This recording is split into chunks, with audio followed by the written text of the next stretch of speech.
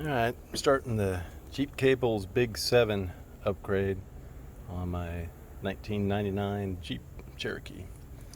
First one, which I've actually already removed, it's a 3/4 inch bolt on the back, or nut and stud on the back of the engine cylinder head, and then this guy right here should be easy enough. Quick note, that guy right there is actually a 15 millimeter, so we got 3/4 down there on mine and a 15 millimeter. Now that guy's removed, I'm just going to take a little Dremel tool, the flat wit deal, and just kind of clean it out a little bit. Next, over on this side, gone ahead and removed the battery box. In my case, got the alternator out of the way, or excuse me, the radiator out of the way as well, because I'm doing a radiator on this guy. So about to do the alternator, which you got a pretty clear view right there, and tackle all these posts here. Alright, 10 millimeter on the stud on the back on mine, then unwrapping all this wire loom. Alright, 10 millimeter on the back, then unwrapping all this wire loom to get to this guy right here, which looks like probably an 11 or a 12 millimeter. I lied, 13 millimeter. Alright, important thing to note about this guy. This guy's got the fusible link that works like a fuse between the alternator and the power distribution center here.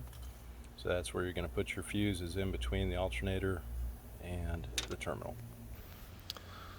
Jeep Cables didn't have a terminal cover for down there at the alternator, so just cut this one back. The wire is going to be too big to fit through there, so may have to open that up a little bit. I actually had just enough give where you're able to slip it up over there, and we're going to install that back on the alternator. Not overly sure about this open cover.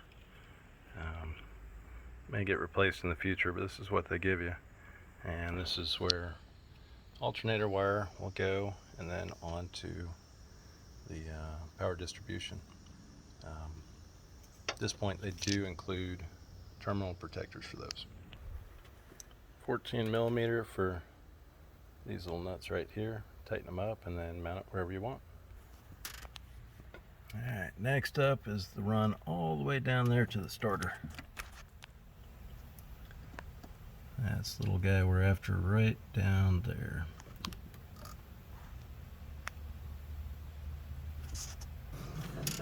Note of caution here, also connected to the starter solenoid is this little tiny, let's see if we can get it to focus,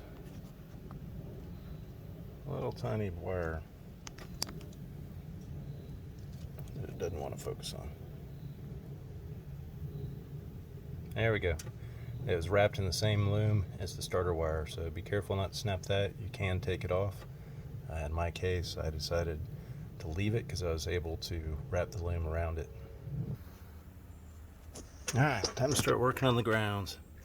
Got our main ground right there, just past the starter, attached to the engine block. So, a little hard to get to, but with a wobble, shouldn't be too bad.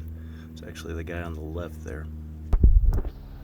And again, nice little thin coating of dielectric grease is going to do nothing but help protect those terminals. And for that connection, it was a 13 millimeter. I used a wobble, which really helped things out. Alright, time for the ground. It goes from the battery post to the fender here, and that is also a 10 millimeter in my case.